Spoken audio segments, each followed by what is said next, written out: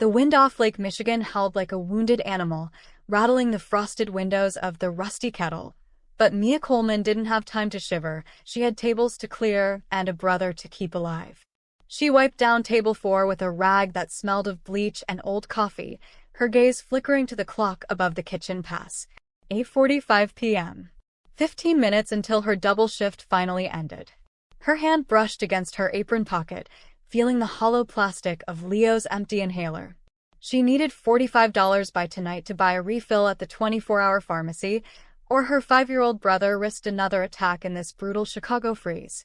Outside, the blizzard was turning the city into a white blur, burying the streets under inches of ice and indifference. Mia grabbed the coffee pot to refill a regular's mug when movement outside caught her eye. Through the condensation and swirling snow, she saw a shape. A wheelchair. A woman sitting motionless in the drifts, her expensive coat turning white, her head bowed against the gale. Mia froze. The diner was warm, safe, and smelled of frying bacon. Outside was death. "Hey, coffee." Mr. Russo, the owner, barked from the grill, sweat glistening on his forehead. "Quit daydreaming, Coleman. We got customers waiting." Mia looked at the clock, then back at the window. The woman wasn't moving. The snow was piling up on her shoulders like a shroud. Ignoring Russo's shout, Mia dropped the coffee pot on the counter and bolted for the door. "Coleman, you step out, you clock out," Russo yelled, but Mia was already pushing through the glass. The cold hit her like a physical blow, stealing the breath from her lungs. She waded through the slush, her thin sneakers soaking through instantly. "Ma'am," she screamed over the wind. The woman, elderly and frail, looked up. Her lips were blue, her eyes wide with terror and confusion. The front wheel of her chair was jammed deep in a frozen grate. Without thinking, Mia grabbed the handles, heaving with every ounce of strength in her malnourished, 90-pound frame. She wrestled the chair free and pushed it into the vestibule of the diner. The sudden warmth made the old woman gasp. Mia knelt, rubbing the woman's frozen hands with her own rough, warm ones. "You're safe," Mia whispered, seeing the woman shivering violently, her teeth chattering too hard to speak. Mia ran back to the counter. "1 chicken noodle soup. To go," she told Russo, slapping her entire night's tip money $12 onto the counter. Russo glared but ladled the soup. Mia didn't take it to go. She brought it to the vestibule. The woman tried to lift the spoon, but her hands shook uncontrollably from Parkinson's, sending broth splashing onto her lap. She looked at Mia with shame in her eyes. "It's okay," Mia said softly, ignoring the stares of the customers. She took the spoon. "Let me." For the next 10 minutes, the diner faded away. It was just Mia and this stranger, Evelyn. Mia blew on the broth to cool it and gently fed her, spoonful by spoonful, just as she did for Leo when he was sick. "My son," Evelyn stammered, tears mixing with melted snow on her cheeks. "He was supposed to come." "We'll find him," Mia promised, wiping Evelyn's chin with a napkin. Just then, a black Lincoln Navigator screeches to the curb. A panicked driver in a suit burst in. "Mrs. Vance." "Oh God, Mr. Vance is going to fire me." He grabbed the wheelchair handles. "We have to go now." As she was whisked away, Evelyn pressed something cold and hard into Mia's palm, a heavy silver coin. "You have a queen's heart, child," she whispered. The door swung shut, leaving Mia alone in the vestibule. She looked down at the coin, then up to see Mr. Russo blocking her path back to the tables. His face was redder than the ketchup bottles. "I told you not to leave the floor during a rush," he spat, pointing a greasy finger at the exit. "You walked out to feed a vagrant? Keep walking. You're fired." Mia stands in the snow, jobless, 2 days before Thanksgiving. Being fired didn't feel like a sharp pain. It felt more like a heavy, cold stone settling in the pit of Mia's stomach, weighing her down with every step she took through the snowdrifts. The blizzard hadn't let up. If anything, it had grown angrier, burying the south side of Chicago under layers of white silence. Mia clutched her thin coat tighter around her chest, her fingers brushing against the silver coin Evelyn had pressed into her palm. It felt heavy, substantial, maybe silver, maybe just pewter junk. She had passed 3 pawn shops on her 4-mile walk home, hoping against hope, but all were shuttered tight against the storm. The coin was useless tonight. It wouldn't buy Leo's inhaler. It wouldn't turn the heat back on. It was just a piece of metal, a cruel reminder of the job she had lost for showing a moment of humanity. By the time Mia wrestled the rusted lock of her apartment door open, her fingers were numb. The air inside wasn't much warmer than the air outside. The heating had been cut off 2 days ago, and the smell of damp plaster and old pipes hung heavy in the room. "Leo," she called out, her voice cracking. A small cough answered her from the pile of blankets on the sagging sofa. Mia rushed over, dropping to her knees. Her 5-year-old brother was curled into a tight ball, his breathing shallow and wheezy. "Did you take your medicine?" she asked, smoothing his forehead. "It was burning up." "I saved it," Leo whispered, opening tired eyes. "For when it gets really bad." Mia's heart shattered. She pulled him into her arms, rocking him back and forth to share body heat. "You take it now, okay? I'll get more. I promise." She lied. She had $12 and no job.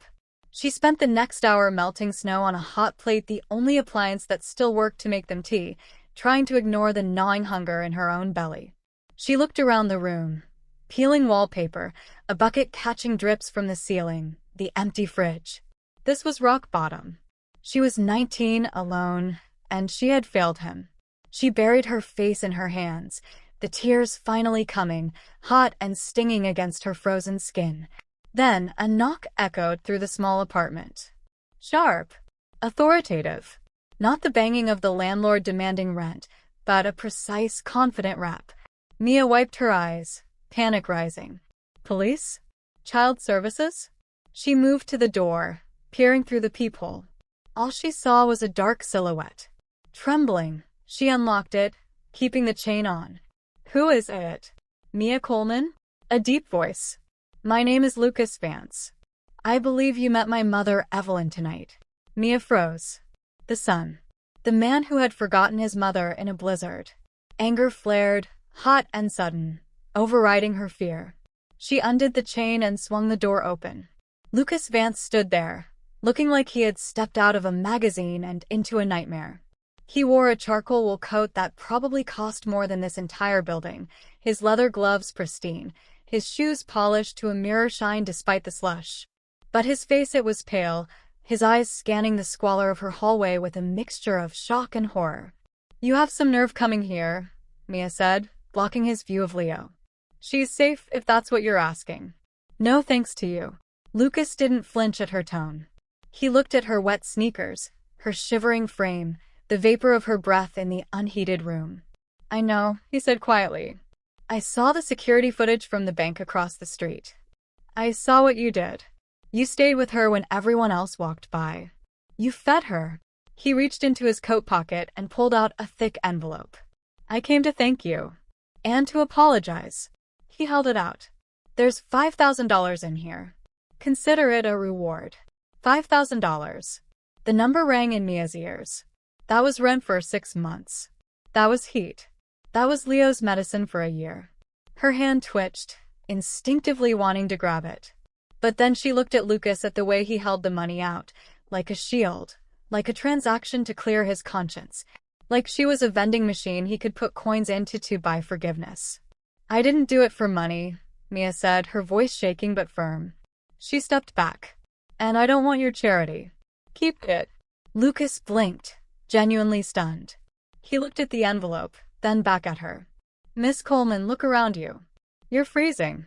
"I know you were fired tonight," Rousseau told me. "You need this." "I need a job," Mia corrected him, her chin lifting. "I need to earn my way. I don't need a handout from a man who lets his disabled mother sit in a snowbank because he's too busy making money." Silence stretched between them, heavy and tense. Leo coughed from the couch, a dry, hacking sound that made Lucas wince. He looked past Mia, seeing the child, the pile of blankets, the empty inhaler on the crate that served as a table. The arrogance drained from his face, replaced by something else. Shame? Respect? Lucas slowly put the envelope back into his pocket. He reached into his other pocket and pulled out a sleek leather portfolio. He extracted a document and a gold pen. He didn't hand it to her, He placed it on the wobbly table near the door. "You're right," Lucas said, his voice changing tone. It was no longer the voice of a billionaire talking to a waitress. It was a CEO talking to an equal. "Charity is easy. Responsibility is hard. You have instincts, Mia. You saw a problem, my mother, and you solved it with empathy and immediate action, while I had a dozen assistants who failed." He tapped the paper. "This isn't a handout. It's an employment contract. Position: Special Assistant to the CEO. Salary: $85,000 a year. Full medical benefits, effective immediately." Mia stared at him, then at the paper. "You're mocking me." "I'm hiring you," Lucas said intensely. "I don't need another Harvard MBA who can read a spreadsheet but walks past a freezing woman. I need someone who sees what I miss. I need a conscience. I need you." He turned to leave, pausing at the door frame. "Be at Vance Tower 8 a.m. Monday. Don't be late, Miss Coleman. My world eats people like you for breakfast. Prove me right." He walked out into the storm, leaving the door slightly ajar. Mia rushed to close it, then looked at the paper. 85,000. Medical benefits. She looked at Leo, who had fallen back into a fitful sleep. Her hands shook as she picked up the pen. She wasn't just signing a contract. She was signing a declaration of war against the poverty that had tried to kill them. For the first time that night, the cold didn't feel so biting. The Vance Industries tower pierced the low-hanging clouds like a steel needle stitching the gray Chicago sky to the frozen earth. Standing at the base of the 50-story monolith, Mia Coleman felt smaller than she ever had in the diner. She smoothed the lapels of the navy blazer she had bought yesterday at the Goodwill for $6. It was slightly too big in the shoulders and smelled faintly of mothballs, but it was the most professional thing she owned. She took a deep breath of the biting air, gripping her cheap plastic ID badge like a shield, and pushed through the revolving doors. The lobby was a cathedral of capitalism. Marble floors echoed with the click-clack of expensive heels. The air smelled of fresh lilies and money. Mia approached the security turnstiles, her heart hammering against her ribs. The guard, a burly man with eyes that missed nothing, looked at her badge, then at her face, then back at the badge. He didn't smile. "Service entrance is around the back, miss," he grunted, pointing a thumb over his shoulder. I work here," Mia stammered, holding up the badge. "On the 50th floor." The guard raised an eyebrow, scanning her frayed cuffs and scuffed shoes. He swiped her badge slowly, waiting for the red light of rejection. When the light turned green, he looked genuinely disappointed. "You're lucky the machine works," he muttered. "Move along." The elevator ride was a silent torture. Surrounded by men in bespoke suits and women with perfect blowouts, Mia stared at her reflection in the polished metal doors. She looked like an imposter. A child playing dress-up. "Leo needs this," she chanted silently. "Leo needs the insurance." The doors opened on the 50th floor, revealing a glass-walled conference room that seemed to float above the city. Lucas Vance was already there at the head of a mahogany table, long enough to land a plane on. Seated around him were a dozen people who looked like they owned the world. As Mia entered, the conversation died instantly. All eyes turned to her. A voice cut through the silence, dripping with amusement. "Lucas, is this the new intern for the coffee run? I take mine black." The speaker was a man in his 50s with silver hair and a smile that didn't reach his predatory eyes. Simon Cross, the CFO. "This is Mia Coleman," Lucas said, his voice hard. "She is my new special assistant. And she'll be joining this meeting." Simon laughed, a dry, sharp sound. "Special assistant?" Looking at her resume, "Oh wait, she doesn't have one. I assume her specialty is clearing tables." "Her specialty is reality, Simon," Lucas shot back. "Sit down, Mia." Mia sank into a leather chair that cost more than her apartment building. She tried to make herself invisible as the meeting began. The topic was the Ohio Optimization Plan. On the giant screen, Simon projected a series of colorful charts. "The factory in Dayton is bleeding us," Simon explained, using a laser pointer to circle a red line. "Efficiency is down 12%. My proposal is simple. We shut down Line B, automate the packaging process, and reduce the workforce by 800 heads. This saves us $15 million in Q1 alone." He clicked to a slide titled, "Severance Strategy." We offer them a generous severance, Simon continued smoothly. 2 weeks of pay for every year served. It's above industry standard. They'll take the money and be happy. It's a win-win. Murmurs of agreement rippled through the room. Clean. Sensible.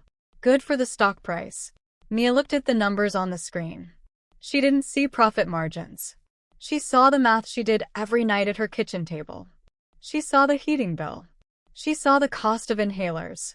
Her hands started to shake, not from fear, but from a rising, hot anger. It won't work, she said. The whisper was loud enough to silence the room. Simon turned slowly, his laser pointer trembling slightly. Excuse me. Mia stood up. Her legs felt like jelly, but her voice found its strength. You said the severance is generous. 2 weeks' pay. The average worker there makes $18 an hour. After taxes, that's barely enough to cover rent and food for a month. So, Simon sneered, they can find new jobs. In Dayton? Mia asked, locking eyes with him. In December? You're firing 800 people 2 weeks before Christmas in a town where the factory is the only major employer. There are no other jobs. She pointed at the window, at the snow swirling outside. You calculated their gross pay, Mr. Cross. But you forgot to calculate the winter. Heating oil prices are up 30% this year. If you fire them now with that severance by January 15th, they won't just be unemployed. They will be freezing. They will be choosing between heat and food. Simon's face turned a shade of violet. This isn't a charity ward, young lady. This is a business. We deal in data, not sob stories. It is data, Mia countered, stepping closer to the table. When those 800 families can't pay their bills, the local economy crashes. The press will find out. Vance Industries freezes Christmas. The PR backlash will tank your stock price by more than the $15 million you save. You aren't cutting costs. You're buying a riot. Silence. Absolute, heavy silence. The executives looked from Mia's cheap blazer to Simon's Italian suit. They looked at the numbers again. Lucas Vance leaned back in his chair, a slow realization dawning on his face. He looked at Simon. Is she right? Did you factor in the PR risk of a winter layoff? Simon sputtered. The model assumes standard market reaction. The model assumes people are robots, Lucas snapped. He slammed his hand on the table. The Ohio plan is paused. We reevaluate. He turned to Mia. His eyes weren't pitying anymore. They were proud. Good catch, Mia. As the meeting adjourned, the executives filed out, looking at Mia with a mixture of confusion and fear. She had just drawn blood from the second most powerful man in the company. Mia slumped back into her chair, the adrenaline crashing. She had survived. But she hadn't seen everyone. By the door, Derek Hale, the VP of Strategy, lingered. He watched Mia with cold, calculating eyes. He leaned in close to a fuming Simon Cross and whispered, barely audible over the hum of the air conditioning. She's not just a stray dog, Simon. She's a problem. And problems need to be eliminated before they spread. Mia felt a chill run down her spine that had nothing to do with the winter outside. She had won the battle, but she had just started a war. 4 months had passed since the blizzard, and for the first time in her life, Mia Coleman didn't wake up afraid. The gnawing fear of starvation had faded, replaced by the quiet hum of a radiator in a new apartment, one with windows that actually closed and a fridge stocked with milk and fresh fruit. On her desk sat a framed photo of Leo, taken last week at his new preschool. He was smiling, his cheeks round and pink, a missing front tooth displayed proudly. No more coughing fits. No more shivering. Mia traced the glass of the frame, allowing herself a rare moment of peace. She had done it. She had saved him. But peace, Mia was about to learn, was fragile. Her phone buzzed. A text from Lucas Vance. My office. No. No pleasantries. No emoji. Just 3 words that felt like a door slamming shut. When Mia arrived at the executive suite, the atmosphere was suffocating. The blinds were drawn, blocking out the weak March sunlight that turned the melting Chicago snow into gray slush. Lucas stood behind his desk, his back to the door. Sitting on the leather sofa were Simon Cross and Derek Hale. Simon looked solemn, like an undertaker. Derek looked like a shark smelling blood. Sit down, Mia, Lucas said, turning around. He didn't look angry. He looked devastated. He slid a thick file across the polished mahogany surface. Tell me this isn't true. Mia opened the folder. Inside were emails. Dozens of them. All sent from her corporate account to a generic address at Apex Corp, Vance Industries' biggest rival.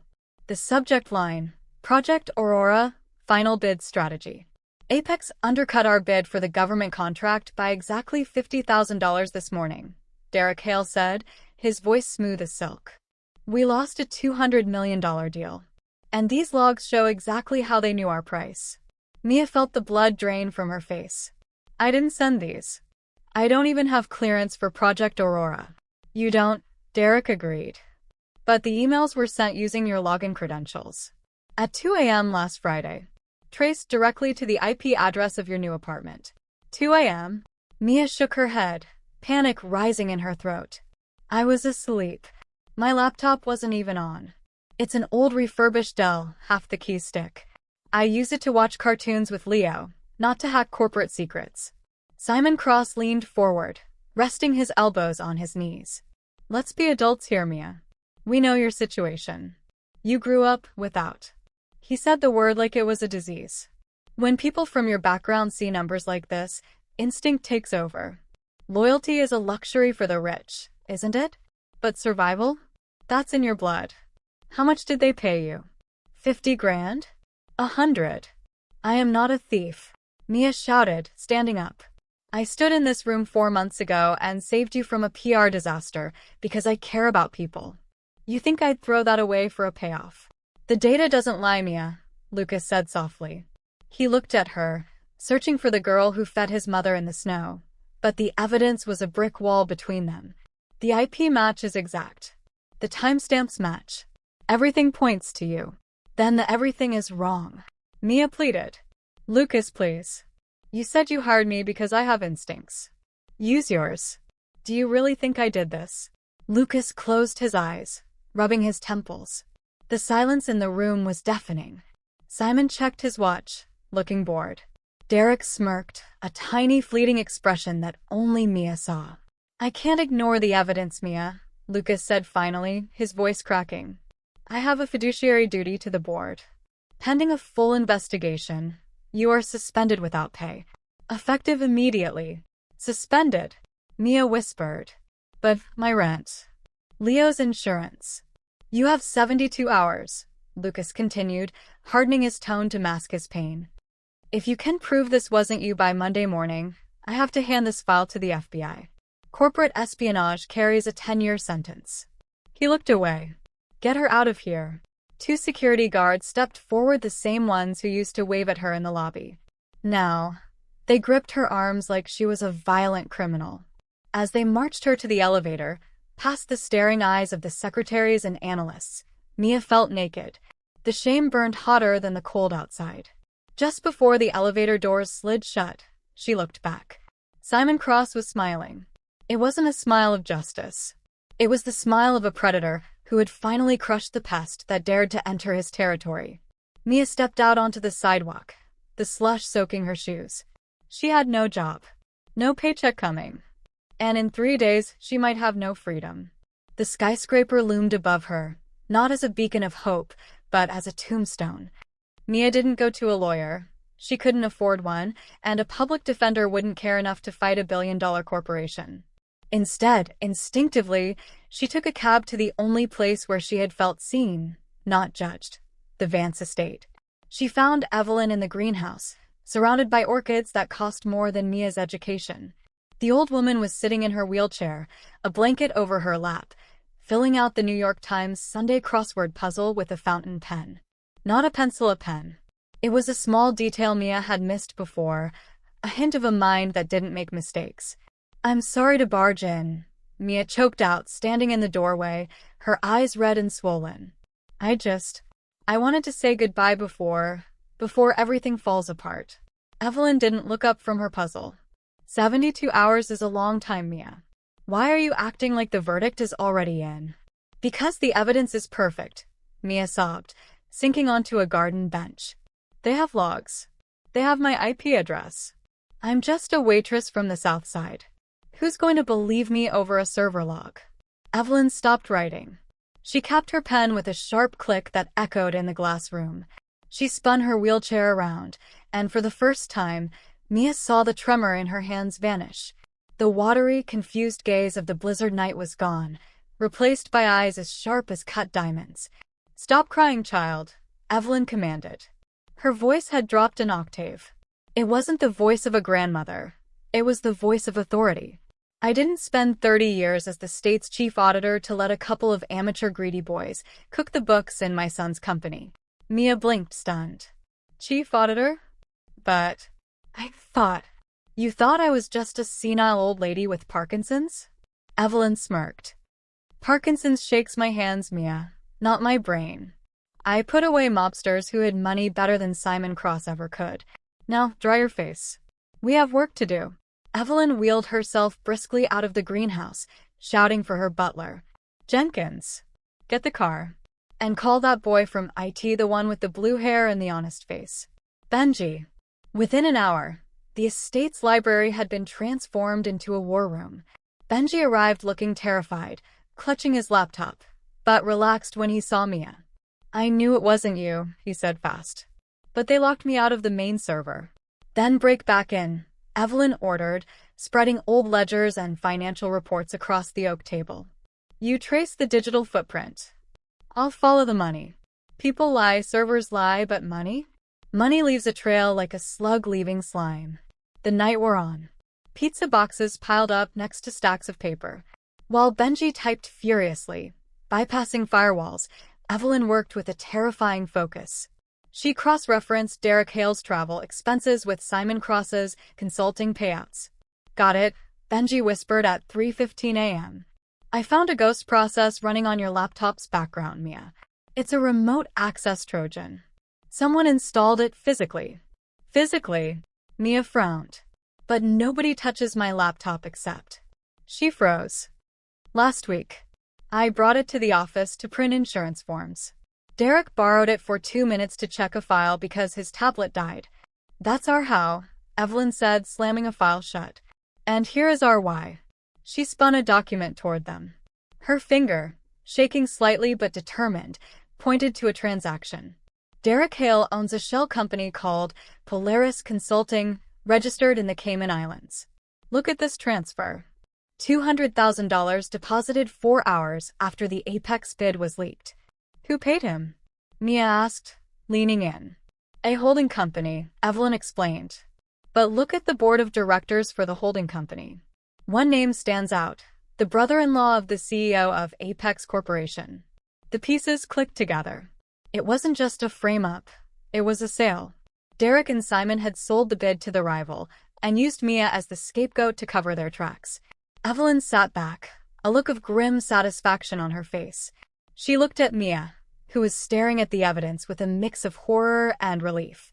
"They thought because you were poor, you were easy to blame," Evelyn said softly. "And they thought because I was old, I was invisible." She picked up the phone. "Jenkins, get my Sunday suit ready. The red one. I'm going to a board meeting tomorrow." "Mrs. Vance," Mia said, "you're retired. You can't just walk in there." Evelyn smiled, and it was the most dangerous thing Mia had ever seen. "Watch me.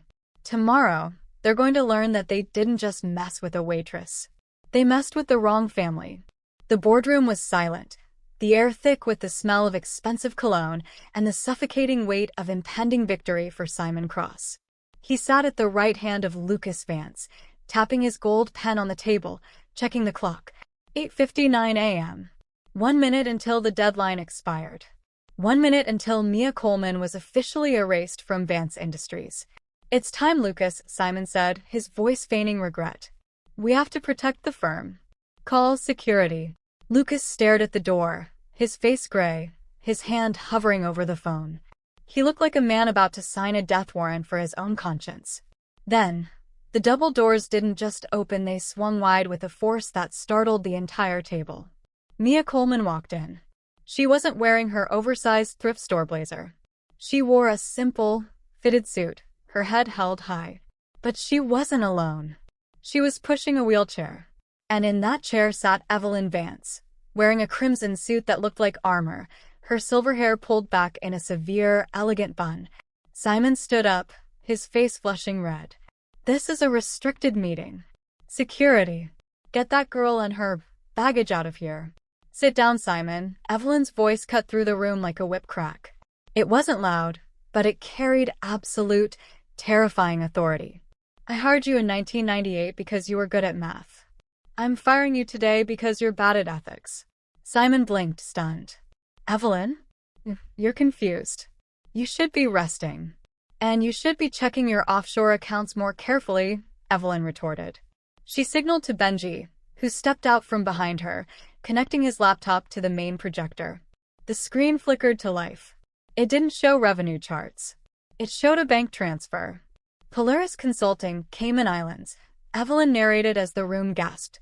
"Recipient of a $200,000 consulting fee from a holding company linked to Apex Corporation owner of record, Derek Hale."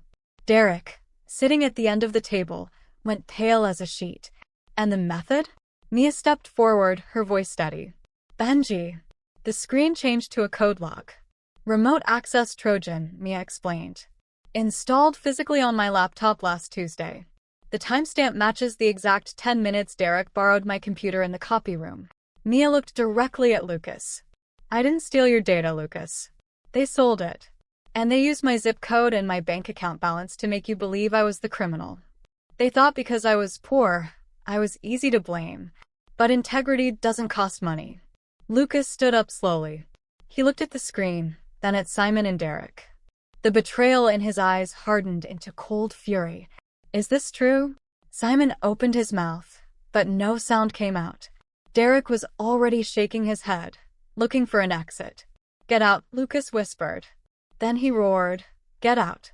Before I have the police drag you out." As the two men fled the room, stripped of their dignity, the silence returned. But this time it was different. It was the silence of respect. Lucas walked over to Mia. He didn't offer a handshake. He bowed his head. "I judged you by the spreadsheet," he said softly. "I should have judged you by your character. Can you forgive me?" "Only if we get back to work," Mia smiled. "We have a company to fix." 5 years later, the view from the corner office on the 50th floor was breathtaking.